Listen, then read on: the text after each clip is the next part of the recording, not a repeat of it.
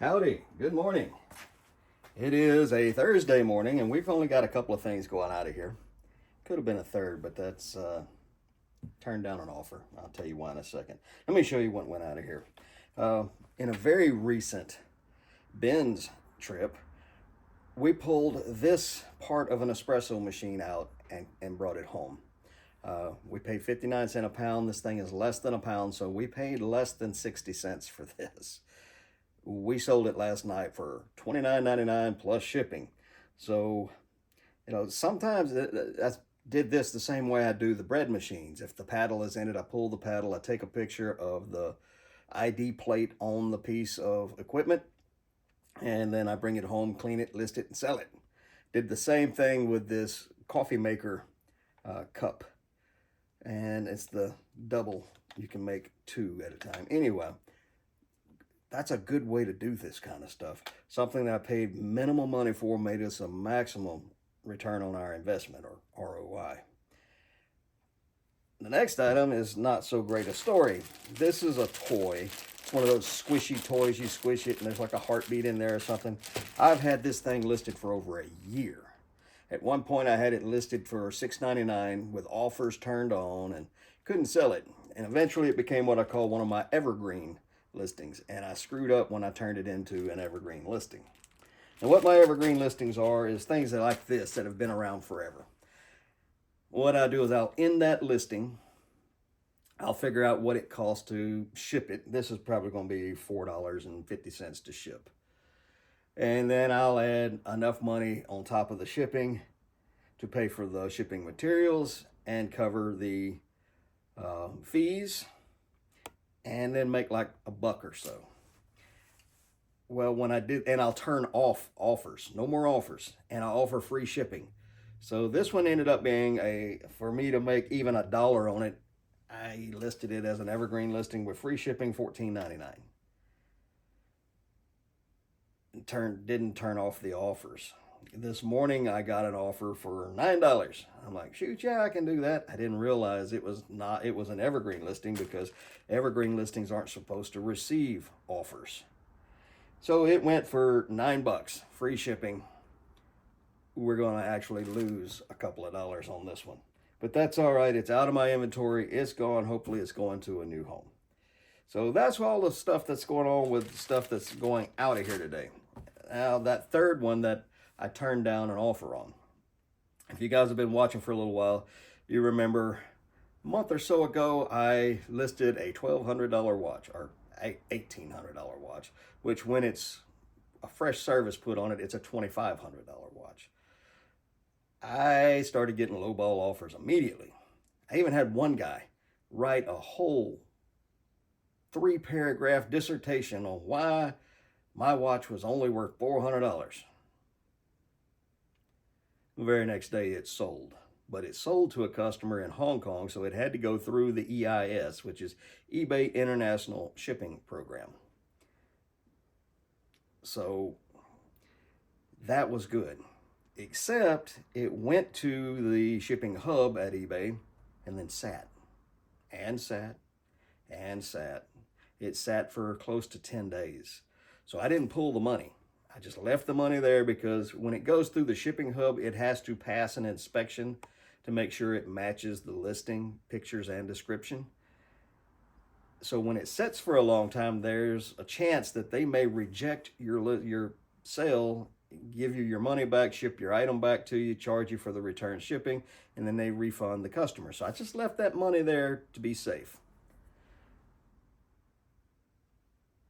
While that money was being held up, I listed another watch. This one I listed for $1,900. This one serviced is a $3,000+ watch. I'll pull it for you. I got it right here, I believe. Yeah, here it is. So this is a vintage chronograph. Oh, I didn't seal it. This is a vintage chronograph.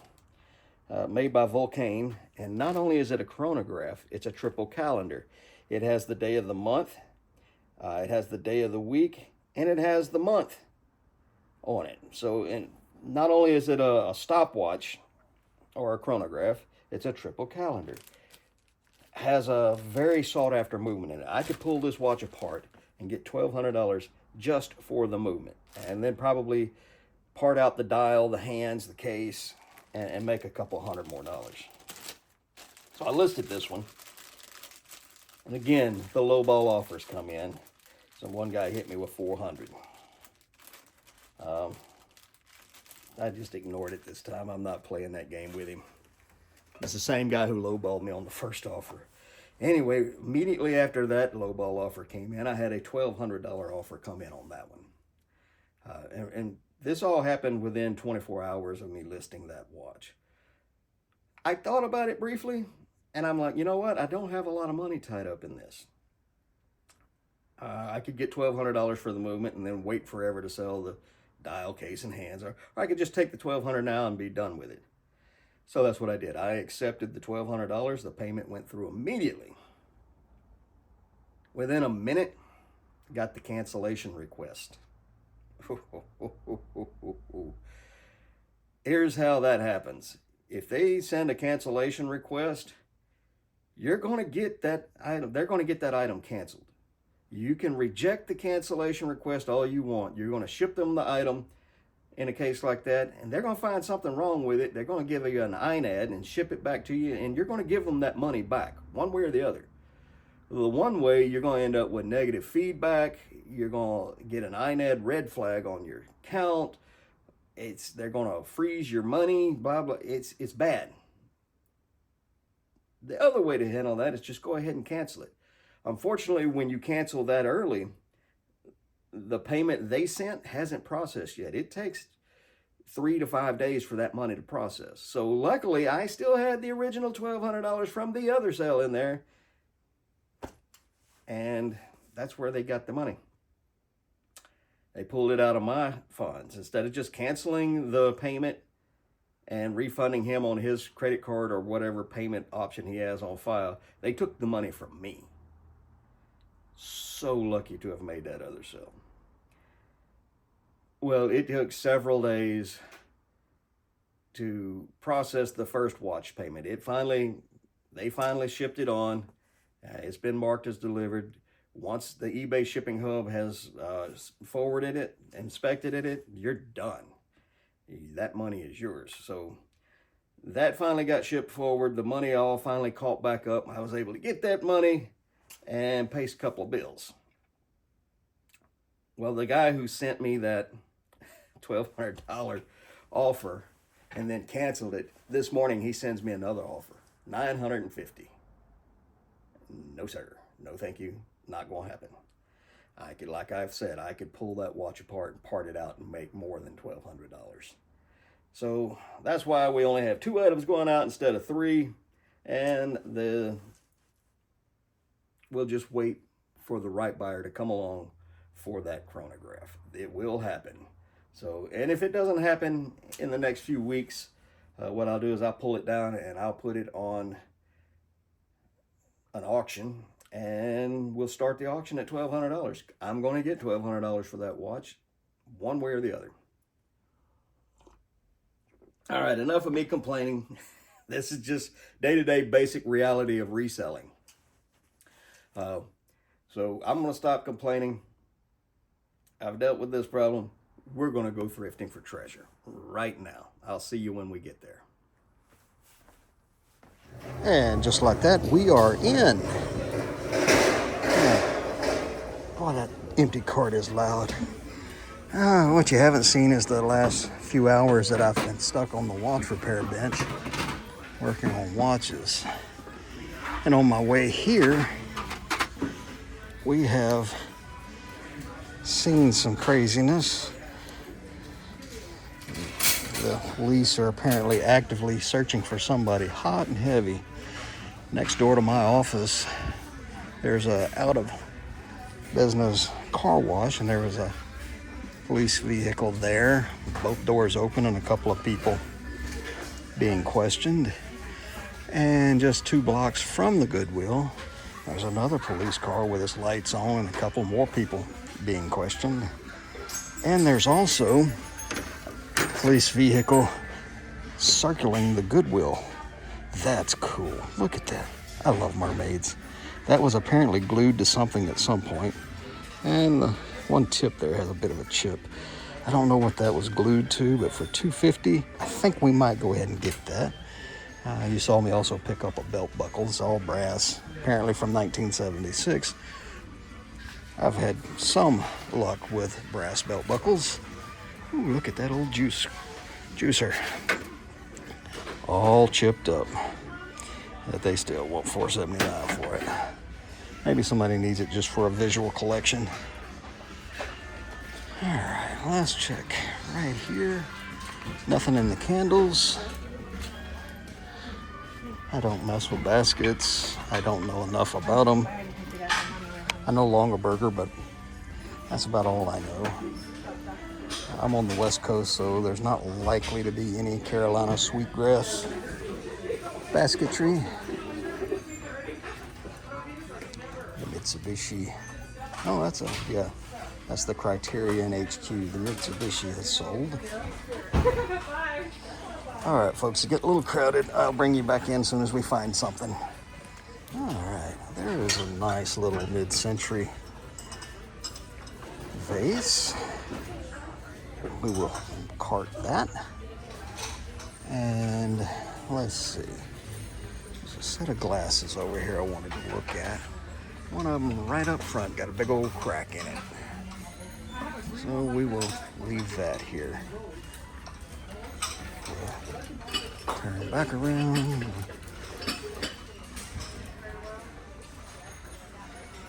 No new milk glass jumping out at me.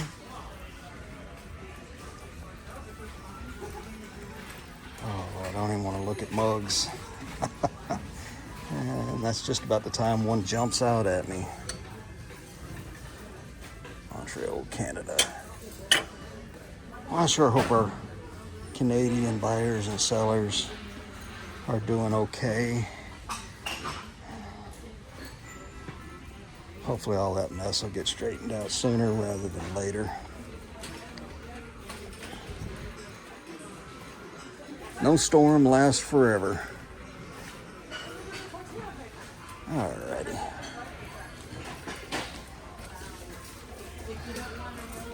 Let's go. I'll bring you guys back in when I find some. We are on the end caps. There is a set of 3 of these. This is what I call avocado green. Some companies call it spring green. It has some age to it. It's 50s, 60s, early 70s maybe. But it just doesn't sell very well for me.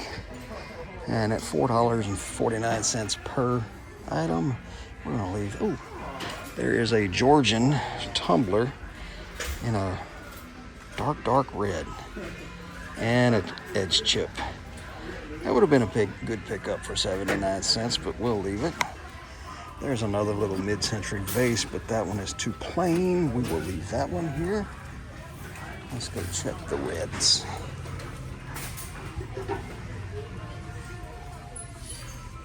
I am not seeing anything on the red end cap that is grabbing my attention.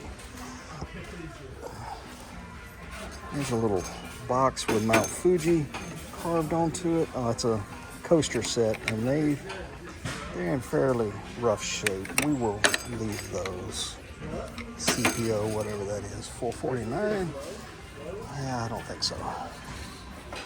Let's check and see if we can find some more cast iron or anything kitchenware related.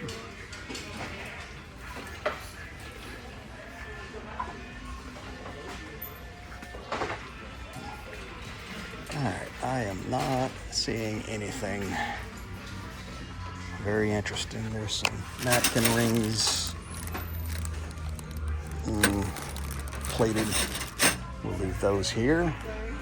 And we'll go check another part of the store. I'll bring you back in. Let's check over here. That's pretty. Mid-century. But it's a single. Unless there's some more back there. No, it's just a different style. There's another one just like it. I kind of like finding those incomplete sets. What does that say? I earned this. Well, I hope you earned more than a glass. Whoever you are. There's another. This is smoked glass is somewhere between amber and smoke. We still just call it smoked, and there are 2 of them. It's another color I don't do too well with.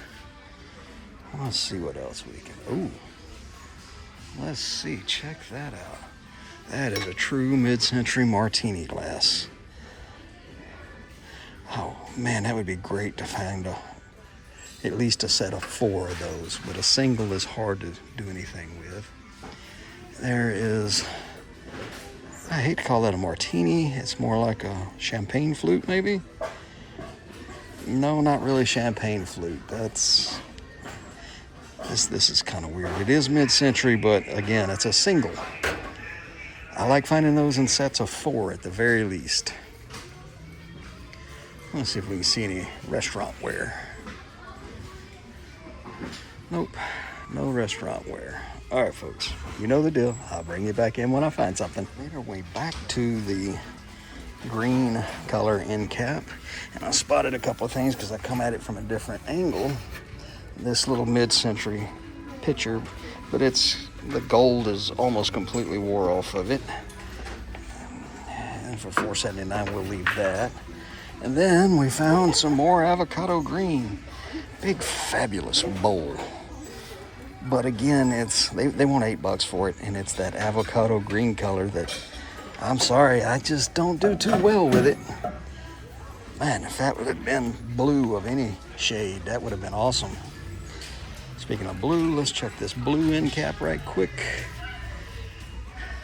These are always neat, but they're contemporary imports. So, nothing there. All right, I see a couple more end caps. We'll go look at them real quick. We were over here in the furniture department looking around when I heard them pull a new cart out. While I was over there checking that cart out, they brought another new cart out, and all we were able to find between the two was this machinist style toolbox. And I say style correctly. It's got a couple of minor little cracks in the woodwork. They only want $15 for it. Problem is, I don't need one. I already have one, and it's not really all that great of a seller. It would set forever. They want $15 for it. I'd be lucky to get $40 for it.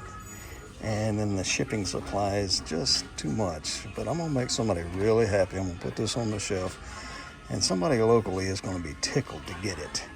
So let's put it up here on the shelf. There it is. We'll check back before we leave, and I bet it's sold. That's a nice looking little table. Could use a little, it's damage on top of some paint on it.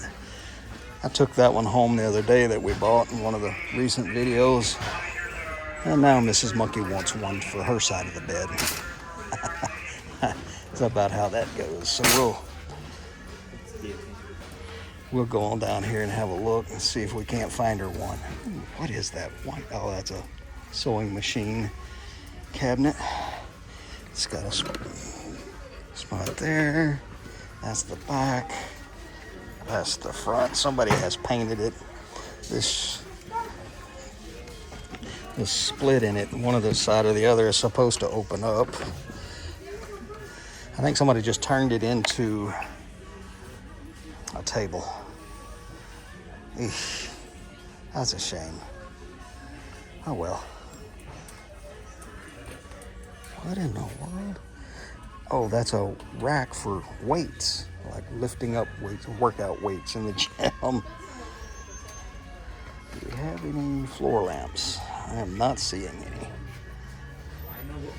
All right, folks, I'll bring you back in when we find something. We'll go over to the shoe section, and there are a couple pair of Hokas, but they are in just terrible condition for $10. Once upon a time, Hokas were so popular that even in bad condition with chunks missing out of them and sole wore off of them, they would still bring $30 or $40. Ooh, those look interesting, if that's what I think they are. And they are. Doc Martens, how much do we want for these? These are modern ones, or more modern ones anyway. $20.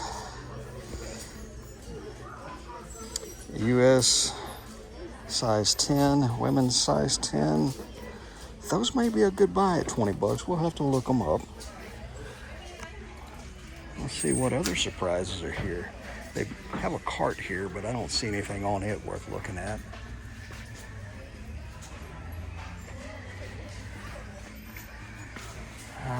What are those? Pumas. We don't need to pick those up. All right, I will bring you back in if I find anything else. Still in this shoe section, I thought I'd show you something. This is a pretty nice looking pair of Sauconys. They got plenty of tread left on them, and a light cleaning would go a long way to making them more sellable. However, the heel rand, this part back here, has been crushed, and there's really not much you can do to fix that. And that would end up being a return or negative feedback. So be careful when you're buying shoes for resale that part back there has not been crushed. That comes from people shoving their feet in it without unlacing it. All right, let's see. Might as well walk you through the last little bit. Brooks can be good, but these have a little too much wear, a little too dirty. Same with that pair. I don't know what these are. These Avia, that's some like real cheap department store. There are some Cole Haans with the tread wore off of them. Bear Paws. Georgia Giants. Some shoes are worth buying if you're going to wear them, but these Georgia boots, they're a decent shoe to wear, but they don't have much in the way of resale. These are in great condition. What are these? Florsheim's. These are modern Florsheim's made in India. Not a good pickup. Even still brand new, still got the original stuffing on them. All right, that's all we're going to look at in the shoes. We got to look these docks up and see if they're worth keeping. They're not the traditional docks with the translucent soles and the yellow stitching, so we'll have to look those up. Meanwhile, we'll cruise by the jewelry counter. They got no jars. And we will go check media, see if there's any VHS we need. Nope, same stuff they've had here for the last week or so. All right, we're going to head back towards the back and see if we missed anything. Here's a neat little bit of trivia for you. If you ever find these bowls and they have these little notches cut out in them, those notches are for resting your chopsticks. It's actually considered bad luck or even rude to stand your chopsticks up in your food or to lay them flat on the table. So the bowls that have the notches on them like that, that is exactly what those are for. What do we got here? A little chipped up Pure One set of measuring cups. Uh-oh, yep. Oh no, cactus. I was looking at it upside down. I thought it was a mushroom at first, but they're cactus. And they're unmarked. $3.50, not bad, but not what I'm looking for today. Made in China on that set. What do we got here? A little powder box. It's a hobbyist piece. They did pretty good decorating that.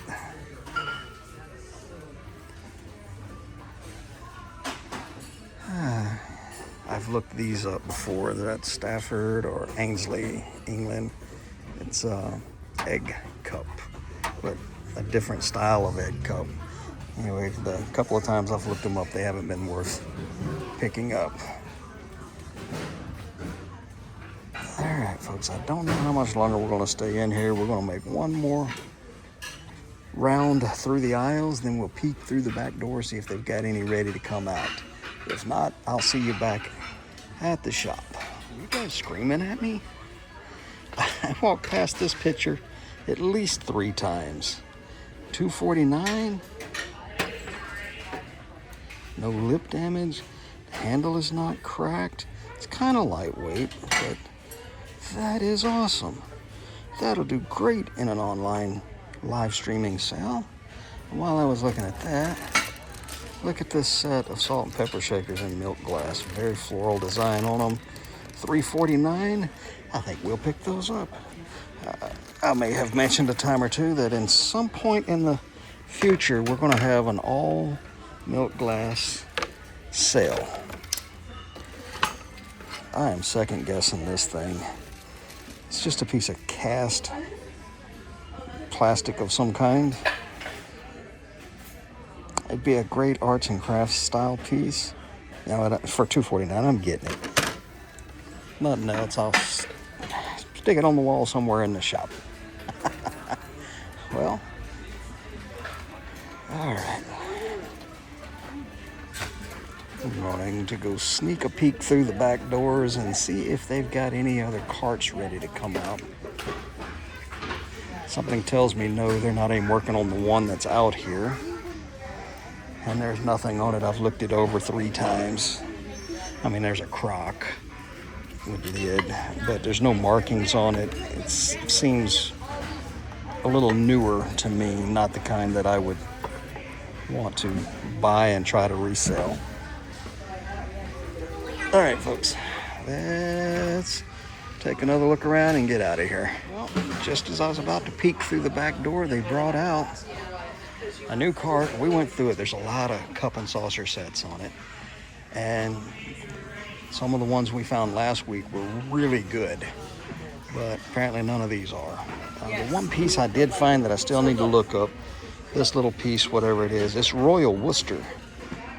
English fine bone china. So we will look that little guy up for 79 cents. He might be worth picking up.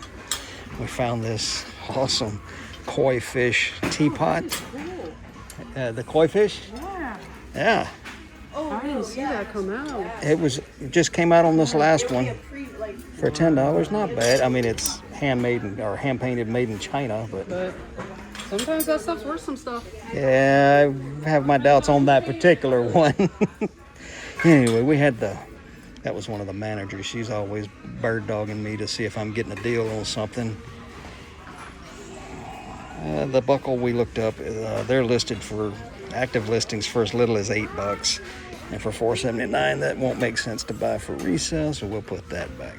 Anyway, I'm going to look up the koi teapot and the Royal Worcester container, and if they turn out to be nothing, we're going to head to the house, and I'll see you when I get there. Well, folks, as usual, it's the next morning. A lot of my videos end up that way. By the time I get home, it's usually family time followed by dinner time, and sometimes I will record these outros late at night, but last night just wasn't a good night for me to do that. I was wore out.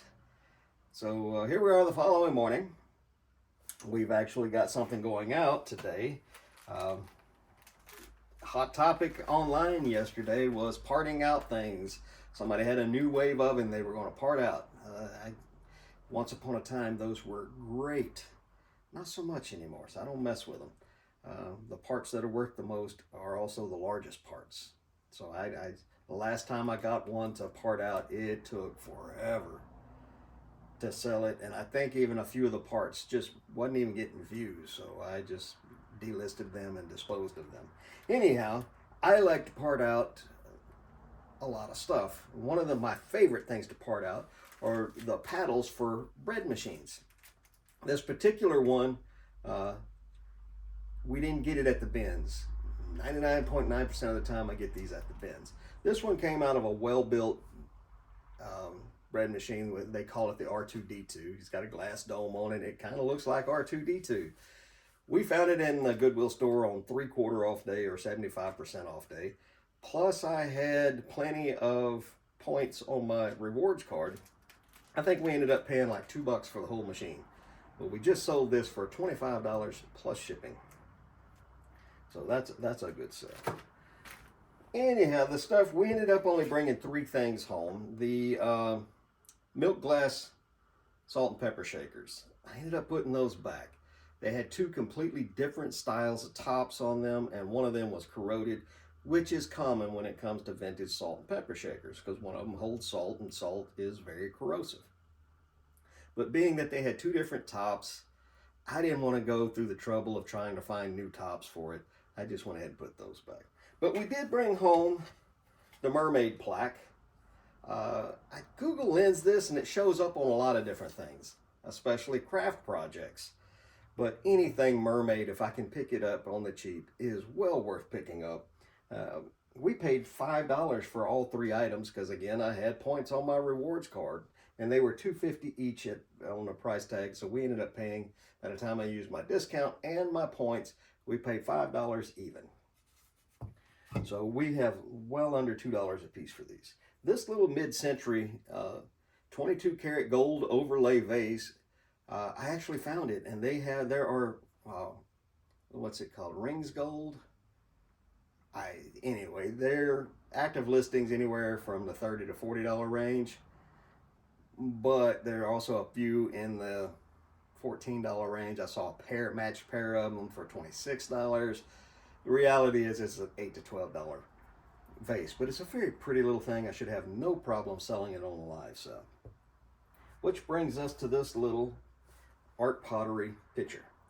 Researching this one, I see a lot of something. Why am I lisping this morning? Sorry.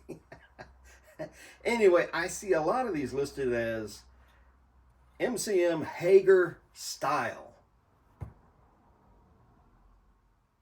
I hate it when people do that. Ladies and gentlemen, if you are a seller, never ever do that. If it's made in the style of something, don't put Murano style, Hager style, Fenton style. Don't do that. Nothing turns a collector off faster than saying it looks like something else. It's a huge red flag, and it just, it puts an icky feeling on a collector, and they don't want to buy your thing if you call it Murano style or Hager style or something like that. Don't do that. Just call it what it is. This is MCM Art Studio Art Pottery. It's unsigned. It is what it is, and people will still love it, right up until the point you call it something that it's not. So really, don't do that. This is another piece that will go into one of my live sales, and I expect to get somewhere in the $18 to $24 range for it. So that's what we ended up coming home with today. Some pretty nice little treasures. And I am so glad you guys go with me on my little treasure hunting videos and adventures. And I appreciate each and every one of you. I hope to see you in future videos. And you guys leave some comments down there below. Let me know if you like what I'm doing or you don't like what I'm doing and why. And I promise you I'm going to get better at making these videos. It just takes me a little time. I'm a slow learner when it comes to stuff like this. But again, I really do appreciate each and every one of you. And y'all come back now. You hear?